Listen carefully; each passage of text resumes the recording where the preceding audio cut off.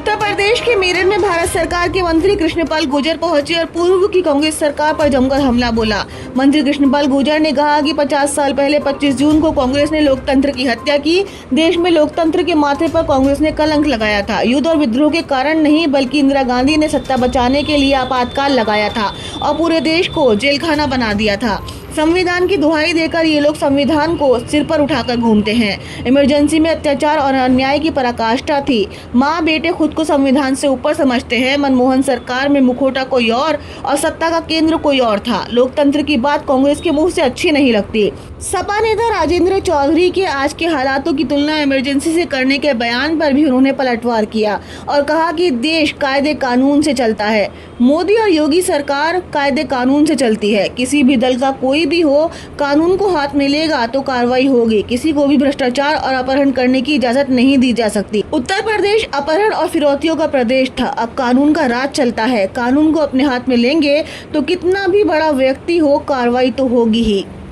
देखिए, आज पूरे देश में हर वर्ष की भांति जो लोकतंत्र की हत्या के दिवस में हम 25 जून को मनाते हैं, आज से 50 साल पहले कांग्रेस ने इस देश में लोकतंत्र की हत्या की थी।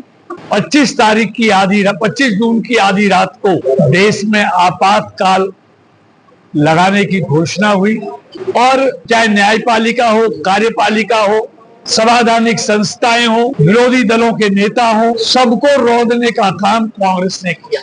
देश में लोकतंत्र के माथे पर कलंक लगाने का काम आज से 50 साल पहले कांग्रेस ने किया।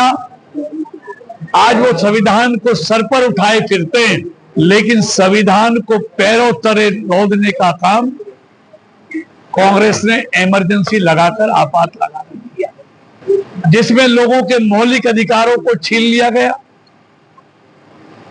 प्रेस पर सेंसरशिप लगा दी गई, विरोधियों को जेलों में डाल दिया गया, तरह तरह के अत्याचार किए गए, अधिकारियों को निष्पक्षता के साथ काम करने का अधिकार नहीं था। 352 का भरपूर दुरुपयोग कांग्रेस ने किया। सेक्शन 38 और 39 में संविधान संशोधन कर इस देश की न्यायपालिका, इस देश की कार्यपालिका और इस देश के तमाम संवैधानिक संस्थाओं को के अधिकारों को छीनने का काम किया। और तो और पत्रकारों के अधिकार ही नहीं छीने, पत्रकारों को भी जेलों में डालने का काम उस आपातकाल में कांग्रेस ने किया। विरोधी दलों के नेताओं को तरह तरह की प्रताड़नाएं दी गई, यहां तक कि हमारे नेताओं को अगर परिवार में किसी की मृत्यु होगी तो दाह संस्कार में जाने का मौका भी उन्होंने नहीं दिया।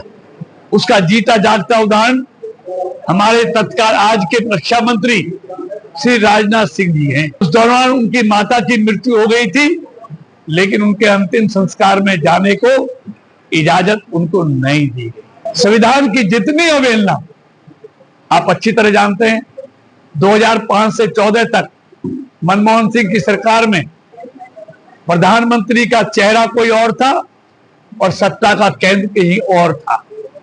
और सत्ता का केंद्र बनने के लिए नेशनल एडवाइजरी काउंसिल, राष्ट्रीय सलाहकार परिषद का गठन किया गया, जिसकी चेयरपर्सन श्रीमती सोनिया गांधी को बनाया गया। सारे निर्णय वहीं से, यानी कि एक तरह से पूरे देश को पंगु बना दिया गया था। और प्रधानमंत्री जी के लिए जो संविधान में संशोधन 38 और 39 किया गया, उसमें सभी तरह के कानूनों से प्रधानमंत्री को बाहर कर दिया गया।